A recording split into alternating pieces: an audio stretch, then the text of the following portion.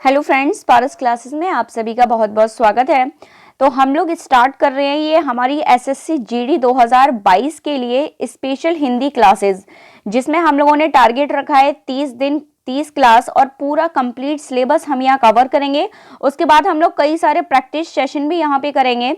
तो वीडियो बहुत ही हेल्पफुल होने वाली है, बहुत ही इंपॉर्टेंट है और बहुत ही बारीकी के साथ सारे टॉपिक हम लोग यहाँ कवर करने वाले हैं। आप खुद वीडियो देखेंगे, आपको पता चलेगा कि आपको जो कंटेंट मिल रहा है वो बहुत ही सिलेक्टेड, बहुत ही इंपॉर्टेंट और एग्जाम ओरिएंटेड है। ठीक है, तो वीडियो जरूर देखेंगे। अगर चैनल को फर्स्ट टाइम वॉच कर रहे हैं तो चैनल को सब्सक्राइब करके बेल आइकन भी प्रेस कर लेंगे, जिससे कि टाइम पर नोटिफिकेशन मिलता रहे।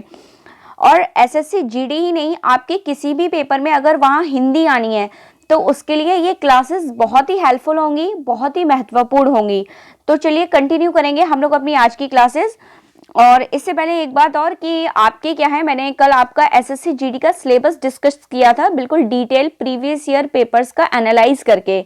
तो उसके अकॉर्डिंग मैंने आपको कल क्लियर किया था कि कैसे आपका जो एसएससी जीडी का सिलेबस है वो 2 पार्ट्स में डिवाइड है। एक पार्ट कंप्लीटली बेस्ड है हिंदी वोकैब पर, जिसमें कई सारे टॉपिक इंक्लूडेड है। मैंने बहुत अच्छे से आपको सिलेबस वहां डिटेल डिस्कशन करके बताया है। तो अगर आप लोगों ने ये वीडियो नहीं देखी है सिलेबस वाली, तो आप उस वीडियो को भी जरूर देखें, क्योंकि सबसे पहले आपको ये क्लियर होना जरूरी है कि जो एग्जाम आप देने जा रहे हैं उसका जो हम सिलेबस है उसका क्या पेपर पैटर्न है, उसमें किस टाइप के क्वेश्चंस आने वाले हैं, किस टाइप के क्वेश्चन से हमें किस टाइप के टॉपिक से हमें वहां ज्यादा क्वेश्चंस मिलने वाले हैं, कौन से टॉपिक से हमें कम क्वेश्चन मिलते हैं। तो ये सारी बातें बहुत अच्छे से क्लियर होनी चाहिए कि अगर आप वहां अच्छा स्कोर करना चाहते हैं तब। ठीक है, यही नहीं कि भीड़ में ही बस हाँ एसएससी जीडी की तैयारी करनी और आपने कुछ भी पढ़ना शुरू कर दिया, तो ये एक अच्छे स्टूडेंट की क्या है आइडेंटिफिकेशन नहीं होती है। ठीक है, तो आपको ये सारी चीजें बहुत अच्छे से क्लियर होनी चाहिए, क्या पेपर पैटर्न है, कौन से टॉपिक वहां आने हैं, किस टॉपिक से ज्यादा क्वेश्चन आने हैं, कौन सा टॉपिक हमें हल्के में पढ़ना है या कौन सा टॉपिक हमें बहुत ज्यादा बारीकी से पढ़ना है। तो ये सारी चीजें वहां मैंने डिस्कस की हैं, आप उस वीडियो को जरूर देखें और फिर आप अपनी तैयारी को टारगेट बना के शुरू करें। ठीक है, चलिए मैं हमारा प्योर ग्रामर का फर्स्ट टॉपिक स्टार्ट कर रही हूँ, संज्ञा। देखिए संज्ञा क्या है, सभी लोग परिचित हैं, लेकिन फिर भी हम एक बार समझेंगे। किसी भी, देखिए इसको बहुत ही अगर सरल शब्दों में परिभाषित किया जाए तो हम क्या कह सकते हैं, किसी भी चीज का यदि कोई नाम है तो वो क्या है, संज्ञा है। अब चाहे वो कोई व्यक्ति हो, वो वस्तु हो, वो स्थान हो, वो भाव हो, या कोई भी ऐसी चीज जिसका अपना एक खुद का नाम है, उसे हम किसके अंतर्गत रखते हैं, उसे हम संज्ञा कह सकते हैं। ठीक है, अब इसी आधार पर देखिए संज्ञा की क्या परिभाषा हुई। तो परिभाषा हुई, किसी व्यक्ति, वस्तु, स्थान, भाव आदि के नाम को संज्ञा कहा जाता है। ठीक है, अब देखिए यहाँ भाव से क्या तात्पर्य है, देखिए कोई भी भाव। अब जैसे मान लीजिए चोर के अंदर कैसा भाव होता है, चोरी करने का भाव है, तो वो जो चोरी शब्द है वो भी आपका क्या हो जाएगा, वो संज्ञा हो जाएगा। ठीक है, जैसे माता के अंदर किसका भाव होता है, मातृत्व का भाव होता है, तो जो मातृत्व है वो भी आपका क्या हो जाएगा, वो भाव भी आपका एक संज्ञा हो जाएगा, क्योंकि वो भाव का एक नाम है। किसी व्यक्ति, राम, श्याम, मोहन, गगन, सीता, गीता, मीत, ये सारे क्या हैं, किसी व्यक्ति के नाम हैं। तो ये हमारे क्या हो जाएंगे, ये भी सब हमारे जो व्यक्तियों के नाम हैं वो किसके अंतर्गत आएंगे, संज्ञा के अंतर्गत आएंगे। कोई वस्तु, कुछ भी मान लीजिए किताब, पेन, पेंसिल, पंखा, कूलर, कोई भी वस्तु जिसका कोई नाम है वो क्या है, वो आपकी संज्ञा है।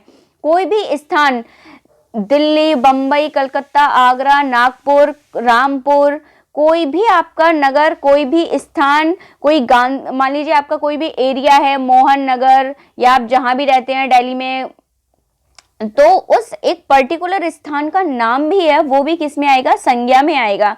और इन्हीं के अलावा कोई भी चीज जिसका कोई नाम है तो वो क्या कहलाती है, संज्ञा कहलाती है। आपकी किसी महीने का नाम, किसी मंथ का नाम, किसी गाड़ी का नाम, कुछ भी यदि उसका कोई नाम है तो वो क्या कहलाएगी, संज्ञा कहलाएगी। ठीक है, इससे ज्यादा आपको नहीं समझना है, इतने से बहुत ज्यादा क्लियर है। ठीक है, चलिए दूसरी बात क्या है, संज्ञा के क्या क्या कार्य हैं, मतलब संज्ञा हम लोग क्यों प्रयोग करते हैं और वो क्या काम करती है। ठीक है, तो संज्ञा के कार्य क्या हैं, आप या फिर ये कह सकते हैं कि कौन कौन सी जो चीजें वो हमें संज्ञा का बोध कराती हैं। ठीक है, तो संज्ञा के निम्नलिखित प्रमुख कार्य हैं, जरा देखेंगे। सबसे फर्स्ट पॉइंट क्या दिया गया है, देखिए व्यक्तियों, नदियों, पहाड़ों, देशों, महादेशों, पुस्तकों, पत्र पत्रिकाओं, ग्रह, नक्षत्रों, दिन, महीनों आदि के नामों का बोध कराना।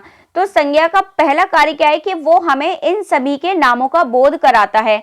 और आप इसको ऐसे ना समझे, तो मैंने आपको पूरी एक लाइन में क्लियर कर दिया कि संज्ञा क्या होती है। यदि किसी भी चीज का कोई नाम है, चाहे वो कोई देश हो, विदेश हो, कोई पुस्तक हो, कोई वस्तु हो, कोई पर्वत हो, कोई पहाड़ी हो, कोई नदी हो, अगर उसका कोई नाम है तो वो क्या है, वो संज्ञा है। ठीक है, दूसरा पॉइंट देखेंगे, कोई भी क्या पशु, पक्षी, मिठाई, सवारियां आदि के नामों का बोध भी हमें कौन कराती है, हमें संज्ञा कराती है। ठीक है, यानी कि कोई भी चीज यदि उसका कोई नाम है तो वो हमें किसका बोध करा रहा है, वो हमें संज्ञा होने का बोध करा रहा है। ठीक है, और जरूरी नहीं है कि वो जो संज्ञा है वो आपकी केवल एक हो, वो अनेक भी हो सकती है। ठीक है, तो यानी कि किसी समूह का नाम भी जो है वो किसी संज्ञा का बोध करा सकता है। कोई धातु, कोई पदार्थवाचक धातु, कोई ठोस धातु, यदि उसका भी कोई नाम है तो वो भी हमें किसके होने का बोध करा रही है, वो हमें संज्ञा के होने का बोध करा रही है। ठीक है, तो इस प्रकार से यानी कि कोई भी चीज जिसका यदि कोई नाम है तो वो क्या कराता है, वो संज्ञा होने का बोध कराता है। ठीक है,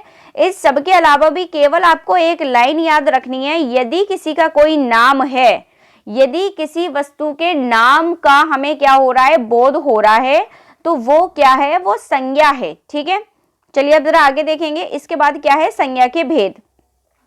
तो कई आधारों पर संज्ञा के कई भेद बताए गए हैं। ठीक है, हम सबको पढ़ेंगे। देखिए, सबसे पहला वर्गीकरण पढ़ेंगे, किसके आधार पर संज्ञा के भेद बताए गए हैं। ठीक है, सबसे पहला वर्गीकरण क्या है, देखेंगे, वस्तु की जीवंतता और अजीवंतता के आधार पर प्राणीवाचक संज्ञा और अप्राणीवाचक संज्ञा। अब इसको थोड़ा सा मैं और सरल कर दूं। देखिए, वस्तु में क्या, वस्तु में जैसे अगर किसी में कोई जान है, यानी कि वो चल फिर सकता है, और दूसरा वो जिसमें जान नहीं है, जो चल फिर नहीं सकता। इस आधार पर हमने संज्ञा को दो भेदों में बांट दिया, पहला प्राणीवाचक संज्ञा और दूसरा अप्राणीवाचक संज्ञा, यानी कि लिविंग थिंग और नॉन लिविंग थिंग, आप ऐसे भी कह सकते हैं। ठीक है, यानी कि जो जिसमें जीवन है। अब पहले को जरा डिस्कस करेंगे। पहला क्या है, प्राणीवाचक, यानी कि प्राणीवाचक जिसमें प्राणित्व के गुण पाए जाते हैं, जो चल फिर सकता है, जो देख सकता है, ठीक है, जो इधर उधर जा सकता है, जो गमन कर सकता है, जो बोल सकता है, जो सोच सकता है, समझ सकता है चीजों को, उसे कहा जाता है प्राणीवाचक संज्ञा। ठीक है, तो इसमें आपके जितने भी प्रकार के प्राणीवाचक संज्ञा शब्द हैं उनको क्या किया जाएगा, शामिल किया जाएगा।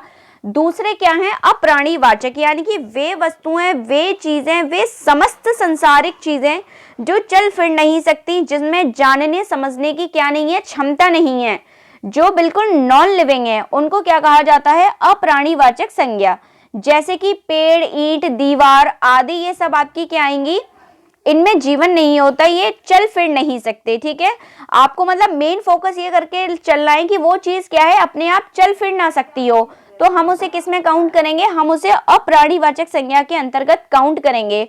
और जो चल फिर सकता है हम उसे किस में काउंट करेंगे, हम उसे प्राणीवाचक संज्ञा में काउंट करेंगे। ठीक है, तो आप आसानी से पता लगा सकते हैं कि वो संज्ञा का कौन सा भेद है जीवंतता के आधार पर। ठीक है, अगर चल फिर रहा है तो प्राणीवाचक है, और चल फिर नहीं सकता है तो फिर वो आपका क्या है, तो फिर वो आपका अप्राणीवाचक है। या तो चलने फिरने से आप उसको क्या कर लीजिए, पहचान लीजिए, नहीं तो आप ये देख लीजिए कि वो बोल पा रहा है या नहीं बोल पा रहा। तो ये दो चीजें ऐसी हैं जिससे आप आसानी से पता लगा सकते हैं कि वो संज्ञा प्राणीवाचक है या अप्राणीवाचक है। आई होप ये वाला पहला जो वर्गीकरण है वो क्लियर होगा। ठीक है, अगला देखेंगे। देखिए, दूसरा वर्गीकरण। ठीक है, दूसरा वर्गीकरण है गणना के आधार पर, यानी गिनने के आधार पर। ठीक है, आप उसको गिन सकें, आप उसको काउंट कर सकें।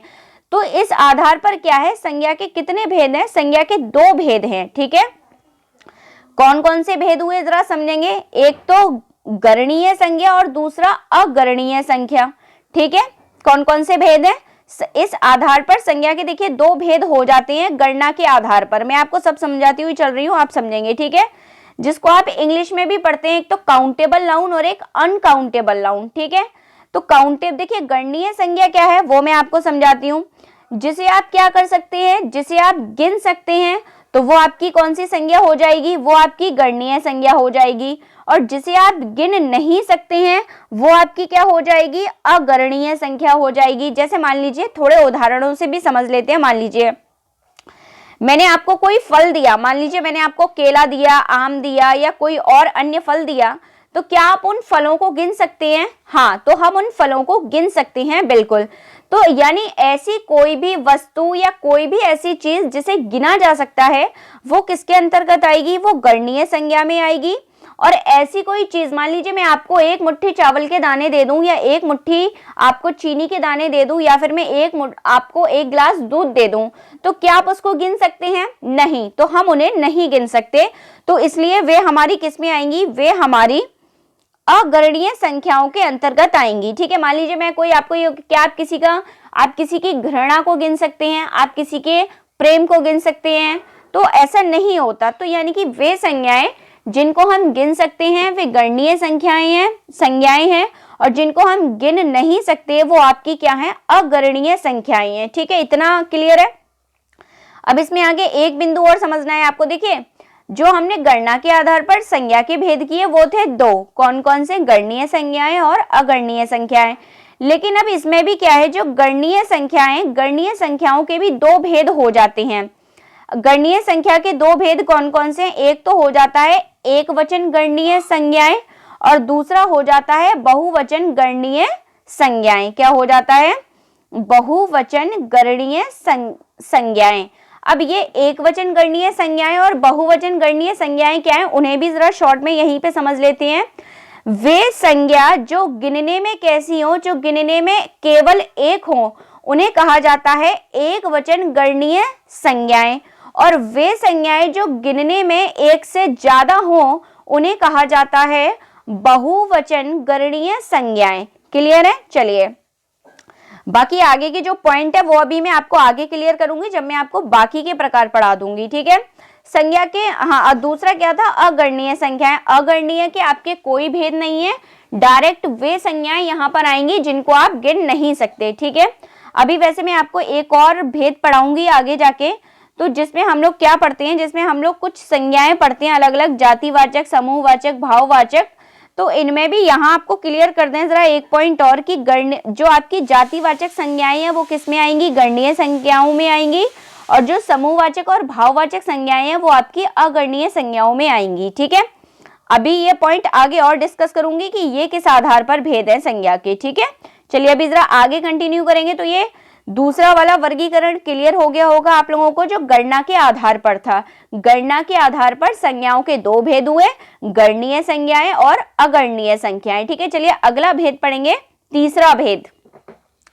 संज्ञाओं का जो तीसरा वर्गीकरण है वो होता है व्युत्पत्ति के आधार पर संज्ञाओं के भेद। तो अब व्युत्पत्ति के आधार पर, अब व्युत्पत्ति यानी कि शब्द की उत्पत्ति कह सकते हैं आप। ठीक है, शब्द की व्युत्पत्ति के आधार पर जो आपके संज्ञा के भेद हैं वे तीन प्रकार के हैं। ठीक है, या डायरेक्ट आप कह सकते हैं व्युत्पत्ति के आधार पर संज्ञाओं के तीन भेद हैं।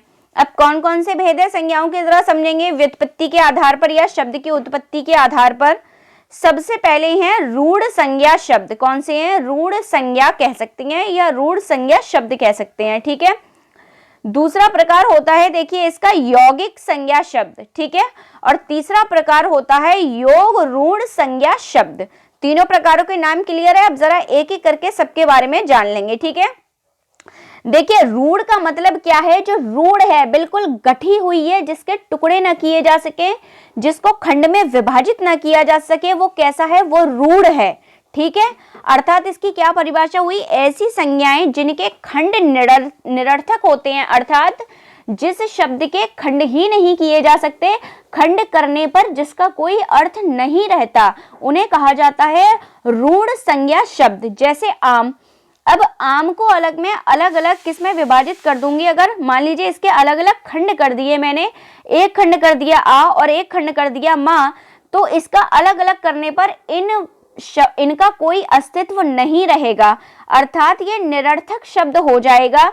इसलिए ऐसे संज्ञा शब्द जिनका खंड करने पर उनका कोई अर्थ नहीं रहता, जिनके खंड संभव ही नहीं है, वे रूढ़ संज्ञा शब्द कहलाते हैं। जैसे उदाहरण देखेंगे, हाथ, पैर, मुंह, आम आदि ये रूढ़ संज्ञा के उदाहरण हैं। ठीक है, बस आपको ये ध्यान रखना है कि जिनका खंड करने पर क्या हो, उनका कोई अर्थ ही ना निकले, वे हमारे कैसे संज्ञा शब्द हैं, वे हमारे रूढ़ संज्ञा शब्द हैं। ठीक है, आगे बढ़ेंगे दूसरे प्रकार पर। देखिए यौगिक। यौगिक का मतलब होता है योग करना, अर्थात जोड़कर, जोड़ना या मिलान करके बनाना, ठीक है। यौगिक में वर्ड छिपा है योग, ठीक है। यानी कि ऐसे शब्द जिनका हमने क्या किया है, जिनको हमने कम से कम 2 शब्दों के योग से बनाया है, ठीक है। 2 सार्थक शब्दों के योग से जब हम किसी एक सार्थक शब्द का निर्माण करते हैं तो वे हमारे यौगिक संज्ञा शब्द कहलाते हैं। बहुत ध्यान से सुनना, इससे सरल परिभाषा आपको मिलेगी ही नहीं। 2 सार्थक शब्दों का योग करने पर जब एक सार्थक शब्द बनाया जाता है तो उसे यौगिक संज्ञा शब्द कहा जाता है।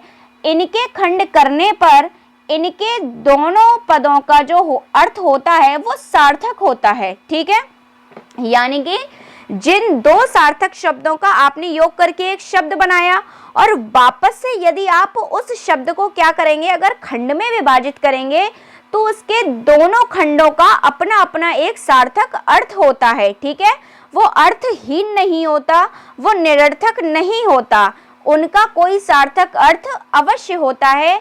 ऐसे यौगिक शब्दों को यौगिक संज्ञा शब्द कहा जाता है, ठीक है। जैसे देखेंगे, देखिए बहुत ही अच्छा उदाहरण है रसोई घर। रसोई घर यानी कि अब इसमें हमने कौन कौन से शब्दों का योग किया है, एक तो रसोई और दूसरा घर। और रसोई का भी अपना एक अर्थ है और घर का भी अपना अर्थ है। अगला देखेंगे पाठशाला, पाठ का भी अपना एक अर्थ है, शाला का भी अपना एक अर्थ है। तो ऐसे 2 सार्थक शब्द जिनको जोड़कर एक यौगिक सार्थक शब्द की रचना की जाती है तो उस यौगिक सार्थक शब्द को यौगिक संज्ञा शब्द कहा जाता है, ठीक है। उदाहरण है जैसे कि पाठशाला, विद्यार्थी, पुस्तकालय, हिमालय, देवालय, विद्यालय, विद्यार्थी, इस प्रकार, ठीक है। चलिए अंतिम पढ़ेंगे योग रूढ़। योग रूढ़ बहुत ही अच्छा तीसरा प्रकार है और बहुत ध्यान से समझेंगे। योग रूढ़ अर्थात आप कह सकते हैं जितने भी आपके बहुब्रीहि समाज के उदाहरण होते हैं वे ज्यादातर आपके योग रूढ़ संज्ञा शब्द कहलाती हैं। अब कैसे, जरा समझेंगे। ऐसी संज्ञाएं जिनके खंड सार्थक हो परंतु जिनका अर्थ खंड शब्दों से निकलने वाले अर्थ से भिन्न हो, अर्थात ऐसे यौगिक संज्ञा शब्द जिनका अर्थ तीसरा पद हो, जो क्या, जिसमें दोनों पद में अर्थ न होकर किसी तीसरे पद में अर्थ समाहित हो, उन्हें योग रूढ़ संज्ञा शब्द कहा जाता है। अर्थात आप कह सकते हैं जो आपके, जैसे कि जिस प्रकार आपका बहुब्रीहि समाज काम करता है उसी प्रकार से समास काम करता है, उसी प्रकार से योग रूढ़ संज्ञा शब्द भी काम करते हैं। जैसे मान लीजिए हमने कोई शब्द पढ़ा पंकज, और पंकज के हमने क्या किए, 2 खंड किए, यानी कि पहले इसको हमें खंड में विभाजित करना पड़ा। पहला खंड हुआ पंक और दूसरा खंड हुआ जा, और दोनों ही सार्थक शब्द हैं। पंख का अर्थ होता है कीचड़ और जा का अर्थ होता है जन्मा हुआ। तो इससे क्या अर्थ निकला, जो कीचड़ में जन्मा हुआ हो, अर्थात क्या होता है, कमल। तो यहाँ पंकज से अर्थ किससे है, यहाँ पंकज से अर्थ है कमल से। तो हमें क्या पता चला कि योग रूढ़ शब्द क्या करते हैं, योग रूढ़ शब्द जो है अपने दोनों पदों के अर्थ को मिलाकर किसी तीसरे पद का अर्थ बताते हैं, अर्थात किसी अन्य पद की ओर इशारा करते हैं। तो उन्हें हम कहते हैं योग रूढ़ संज्ञा शब्द। चलिए अब आगे बढ़ेंगे। ये आपका तीसरा प्रकार था, ये था व्युत्पत्ति के आधार पर संज्ञा के 3 भेद थे। हमने पढ़े बहुत बारीकी के साथ रूढ़ संज्ञा शब्द, यौगिक संज्ञा शब्द और योग रूढ़ संज्ञा शब्द, ठीक है। चलिए आगे देखेंगे चौथा वर्गीकरण, ठीक है। चौथा वर्गीकरण किसके आधार पर है, जरा पढ़ेंगे, और सबसे महत्वपूर्ण वर्गीकरण, ठीक है। चौथा वर्गीकरण है आपका परंपरागत वर्गीकरण, जिसे आप कह सकते हैं, ठीक है। क्या कह सकते हैं, या तो परंपरागत वर्गीकरण जिसे कहा जाता है, अर्थात कहा जाता है अर्थ के आधार पर वर्गीकरण। किसके आधार पर, अर्थ के आधार पर वर्गीकरण, या फिर परंपरागत वर्गीकरण जिसे हम कहते हैं, जो शुरू से हम लोग सबसे पहले यही वर्गीकरण पढ़ते हुए आ रहे हैं, ठीक है। तो इसलिए इसे परंपरागत वर्गीकरण भी कह दिया जाता है, और इसे क्या भी कह दिया जाता है, अर्थ के आधार पर संज्ञा का वर्गीकरण। तो अर्थ के आधार पर संज्ञा को 5 भेदों में विभाजित किया गया है। कितने भेदों में, 5 भेदों में विभाजित किया गया है। पहला है व्यक्तिवाचक संज्ञा, दूसरा है जातिवाचक संज्ञा, तीसरा है समूहवाचक संज्ञा, अगला है 4th नंबर का द्रव्यवाचक संज्ञा और अंतिम है 5वां प्रकार भाववाचक संज्ञा। ठीक है, तो अर्थ के आधार पर संज्ञा के ये 5 भेद पढ़े हमने। नाम क्या क्या हैं? व्यक्तिवाचक संज्ञा, जातिवाचक संज्ञा, समूहवाचक संज्ञा, द्रव्यवाचक संज्ञा और भाववाचक संज्ञा। ठीक है, सबको जरा एक एक लाइन में यही समझ लेते हैं। देखिए, व्यक्तिवाचक संज्ञा, जब हमें किसी पर्टिकुलर शब्द से किसी केवल व्यक्ति विशेष का ही क्या हो, व्यक्ति विशेष का ही बोध हो, किसी अन्य व्यक्ति का बोध न हो, उस विशेष व्यक्ति का ही बोध हो, उसे कहा जाता है व्यक्तिवाचक संज्ञा। जातिवाचक संज्ञा से क्या तात्पर्य है? कोई ऐसा नाम जिससे हमें के विशेष व्यक्ति का बोध न होकर उसकी संपूर्ण जाति का बोध हो, उसे कहा जाता है जातिवाचक। अब व्यक्तिवाचक और जातिवाचक में क्या भेद है जरा समझ लेंगे। देखिए, मैंने कहा मान लीजिए महिला, अब महिला तो हम किसी भी स्त्री जाति की मतलब लड़की को हम लोग महिला बोल सकते हैं या लड़की बोल सकते हैं या पुत्री बोल सकते हैं। ठीक है, तो ये सब क्या है? ये उस विशेष किसी लड़की या महिला की जाति है, हम उसका विशेष नाम नहीं ले रहे हैं। तो जब हम किसी की संपूर्ण जाति का नाम पुकारते हैं या जाति का बोध करते हैं किसी नाम से, तो वो कहलाती है जातिवाचक संज्ञा। और जब हम व्यक्ति विशेष का ही नाम ले लेते हैं या वस्तु विशेष का नाम ले लेते हैं, तो वो हो जाता है हमारा व्यक्तिवाचक संज्ञा। जैसे कि मान लीजिए मैंने कहा अकबर, तो अकबर एक विशेष का नाम है, अकबर एक विशेष राजा का नाम है, तो वो तो हो जाएगा, अकबर हो जाएगा व्यक्तिवाचक संज्ञा। लेकिन अगर मैं केवल क्या कह रही हूँ राजा, तो वो हो जाएगा जातिवाचक संज्ञा। जैसे मैंने कहा गंगा, तो गंगा एक लड़की का नाम भी है, नदी का नाम भी है, तो वो हो जाएगा व्यक्तिवाचक संज्ञा। लेकिन अगर मैंने कहा नदी, तो नदी हो जाएगी जातिवाचक संज्ञा। ठीक है, मान लीजिए मैंने कहा सोमवार, तो सोमवार क्या है? पर्टिकुलर दिन है, तो वो हो जाएगा व्यक्तिवाचक। अब मैंने कहा दिन, तो वो क्या हो जाएगा? जातिवाचक। मैंने कहा रामपुर, तो रामपुर क्या है? एक विशेष स्थान का नाम है, तो वो है व्यक्तिवाचक। और यहाँ मैंने कहा शहर, तो शहर क्या है? जातिवाचक शब्द, तो वो क्या हो जाएगा? जातिवाचक संज्ञा। अगला देखेंगे तीसरा प्रकार समूहवाचक संज्ञा। ठीक है, समूहवाचक क्या? मान लीजिए हमने कोई ऐसा नाम लिया जिससे क्या हो रहा है? जिससे आपको किसी समूह का बोध हो रहा है। ठीक है, यानी कि नाम लेते ही हमें किसका बोध हो रहा है? किसी समूह का बोध हो रहा है, तो हम उसे क्या कहते हैं? समूहवाचक संज्ञा कहते हैं। जैसे हमने कहा मान लीजिए जो क्लास होती है, क्लास को कक्षा कहा जाता है, तो जैसे ही मैंने आपके सामने क्या बोला क्लास, तो आपके सामने एक इमेज जो क्रिएट होगा वो क्या होगा कि एक क्लासरूम है, उसमें कई सारे बच्चे बैठे हैं, तब हम उसे क्लास कहते हैं। मान लीजिए मैंने कहा गुच्छा, अब चाबियों का गुच्छा होता है, अंगूर का गुच्छा होता है, मतलब उसमें क्या होगी? कम से कम 3-4 चाबियां होंगी।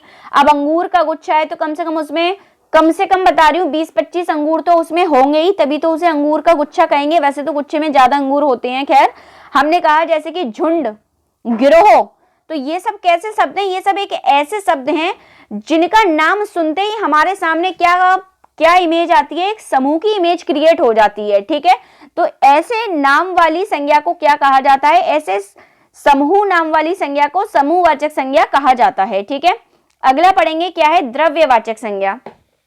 द्रव्य से तो मतलब आप समझ ही रहे होंगे, द्रव्यवाचक कह लीजिए, आप पदार्थवाचक संज्ञा कह दीजिए। जैसे कि कोई भी पदार्थ का नाम आया, जैसे है तेल है, पानी है, जितनी भी आपकी ये पदार्थ हैं, सोना, चांदी, जिससे किसी दूसरी वस्तु का निर्माण हो सकता है, तो वे सभी किस में आएंगी? द्रव्यवाचक संज्ञा में आएंगी। जैसे आपकी कोई भी गैस है, कार्बन डाइऑक्साइड है, मोनोऑक्साइड है, सोना, चांदी, जितनी आपकी धातुएं हैं ये भी इसी में आएंगी।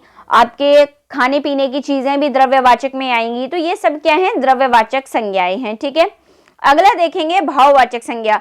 भाववाचक संज्ञा एक ऐसी संज्ञा है जिसे हम देख नहीं सकते, जिसका केवल हम अनुभव कर सकते हैं। ठीक है, जिसे हम फील कर सकते हैं। ठीक है, जैसे किसी भी भाव का नाम, किसी भी अवस्था का नाम, वो सब किस में आते हैं? वो सब आपके भाववाचक संज्ञा में आते हैं। जैसे मान लीजिए मैंने कहा किशोरावस्था, तो क्या आप किसी की किशोरावस्था को देख सकते हैं, पकड़ सकते हैं? नहीं, तो वो क्या एक अवस्था का नाम है। ठीक है, जैसे मातृत्व, भ्रातृत्व, पितृत्व, तो ये सब आपके भाववाचक संज्ञाएं हैं। तो ये आपकी किस में आती हैं? भाववाचक संज्ञा के अंतर्गत आती हैं। ठीक है, बाकी शॉर्ट में मैंने ये आपको समझा दिया है, बाकी नीचे सबको कई तरीके से डिफाइन करके दिया गया है एक लॉन्ग मेथड में, बट आपने अगर इतना समझ लिया तो वो सफिशिएंट है। बाकी देख लीजिए आप, जब किसी पर्टिकुलर चीज का कोई स्पेशल नाम आ रहा है तो वो व्यक्तिवाचक है, चाहे वो व्यक्ति का नाम हो, नदी का नाम हो, झील का नाम हो, समुद्र का नाम हो, रेल का नाम हो, पहाड़ का नाम हो, गांव का नाम हो, वस्तु का नाम हो, मोहल्ले का नाम हो, दुकान का नाम हो, महादेश का नाम हो, देश का नाम हो, झील का नाम हो, महासागर का नाम हो, राज्यों का नाम हो, पुस्तकों का नाम हो, पत्र पत्रिका का नाम हो, त्योहार का नाम हो, किसी ऐतिहासिक घटना का नाम हो, ऐतिहासिक चीज, किसी महल का नाम हो, ग्रह नक्षत्र का नाम हो, दिन महीने का नाम हो, वो सब आपकी अगर पर्टिकुलर चीज का नाम है तो वो सब किस में आएंगी, आपकी व्यक्तिवाचक संज्ञा में आएगी। क्लियर है।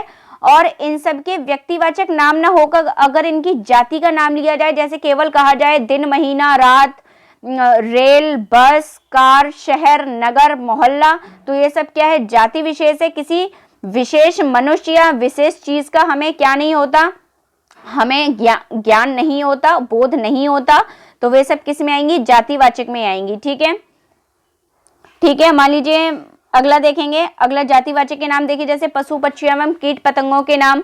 ये थोड़ा आपको यहाँ विशेष तरीके ये बहुत देखना है, ये इंपॉर्टेंट है। ठीक है, क्योंकि देखिए क्या है, कोई भी गाय है हम उसे गाय ही कहते हैं। ठीक है, तो ये जो जितने भी आपके देखिए पशु पक्षी कीट पतंगों के जो नाम है वो सब आपके जातिवाचक संज्ञा में आते हैं। यहाँ से आपका प्रश्न बनता है, ठीक है, कि गाय आपकी कौन सी संज्ञा है, तो गाय ध्यान रखना आपकी जातिवाचक संज्ञा है। ऐसे ही जितने भी फल फूल सब्जियों के नाम है वो सब किस में आएंगे, वो आपके जातिवाचक संज्ञा में आएंगे। क्यों आएंगे भाई, अब आप हर केले का नाम नहीं रख सकते, हर आम का कोई नाम नहीं रख सकते कि विशेष नाम, इस वाले आम को हम राम आम कहेंगे, इस वाले को हम पीला आम कहेंगे, ऐसा नहीं होता। ठीक है, वो सबके लिए आम ही है, वो आपके लिए भी आम है, वो दूसरे के लिए भी आम है, वो तीसरे के लिए भी आम है, या फिर कोई विदेश से भी आएगा तो उसके लिए भी वो आम ही रहेगा। इसलिए वो क्या है, इसलिए वो जातिवाचक संज्ञा के अंतर्गत आएगा। ठीक है, जितने भी पहनने ओढ़ने बिछाने आदि के ये जो सामान या वस्त्रों के नाम होते हैं वो भी सब किस में ही आएंगे, वो सब आपके जातिवाचक में आएंगे। इसे बहुत इंपॉर्टेंट तरीके से देखिए। ठीक है, यहाँ से आपका प्रश्न आता है, क्योंकि जितने भी आपके मसाले, मिठाई, जितने भी आपके ये अन्य वगैरहों के नाम है वो भी आपके किस में आएंगे, वो भी सब आपके जातिवाचक में आएंगे। अब ये मान लीजिए आप तो उस गेहूं को गेहूं कह रहे हैं, अब कोई आके उस गेहूं का नाम लेगा तो ऐसे तो नहीं होता, तो ये सब आपके किस में आएंगे, ये सब आपके जातिवाचक में आएंगे। सवानियों के नाम, संबंधियों के नाम, जितने भी भाई बहन, माता पिता, ये सब आपके जातिवाचक में आते हैं। ठीक है, अब माता को आप भी माता कहेंगे, अब माता का मतलब कोई स्पेशल नाम तो होता नहीं है। जितने भी व्यवसाय वगैरह के नाम है वो भी सब आपके किस में आएंगे, वो भी सब आपके जातिवाचक संज्ञा के अंतर्गत आते हैं। ठीक है, तो ध्यान रखेंगे जातिवाचक में क्या क्या आता है, क्योंकि यहां से आपका प्रश्न बनता है, तो बहुत अच्छे से इस वाले पोर्शन को आप देख लेंगे। ठीक है, अगला देखेंगे समूहवाचक। ये मैंने आपको बहुत अच्छे से क्लियर ही कर दिया। समूहवाचक किसी का भी समूह हो सकता है, वो आपके किसी व्यक्ति का समूह हो सकता है, वो किसी आपकी वस्तु का समूह हो सकता है। ठीक है, गट्ठर है, झुंड है, सेना है, सभा है, दल है, ग्रोह है। ठीक है, ये सब आपकी क्या है, समूहवाचक संज्ञाओं के नाम है। अगला देखेंगे द्रव्यवाचक संज्ञा। द्रव्यवाचक संज्ञा में मैं आपको बता ही चुकी हूं कि जितने भी आपके क्या हैं, जितने भी आपके मटेरियल्स हैं, ठीक है, वो सब आपके किस में आएंगे, वो सब आपके द्रव्यवाचक में आएंगे। ठीक है, जैसे कि घी, चांदी, सोना, पीतल, सोना आदि, ये सब आपके किस में आते हैं, द्रव्यवाचक में आते हैं। आपकी किसी भी गैस वगैरह का नाम होगा वो भी इसी में आएगा। ठीक है,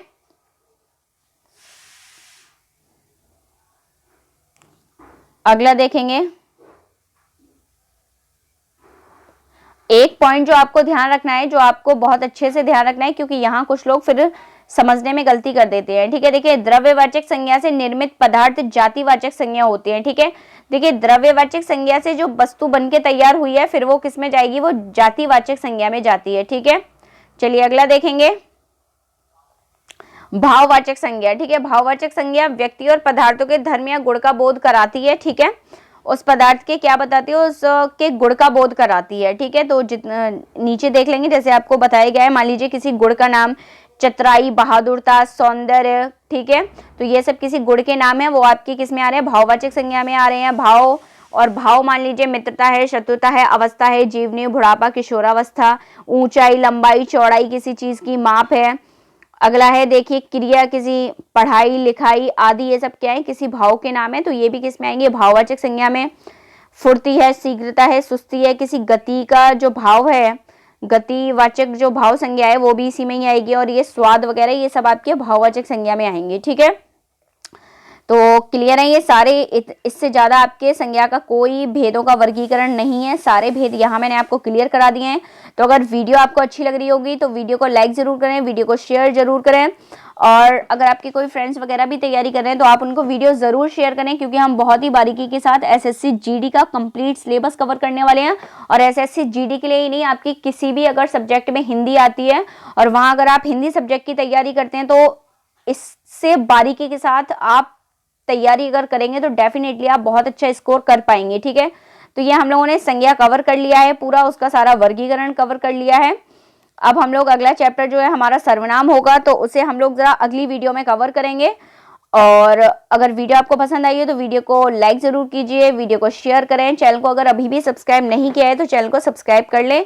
डेफिनेटली एक साथ सारा आपका संज्ञा का वर्गीकरण इतना सरल भाषा में आपको नहीं मिलेगा, तो आपको ज़रूर वीडियो को बार बार देखना है जिससे कि आपको पूरा टॉपिक यहीं पर क्लियर हो जाए। So thank you so much. Video को लाइक ज़रूर करें, शेयर करें और कमेंट करके ज़रूर बताएं कि वीडियो आपको कैसी लगी। ठीक है।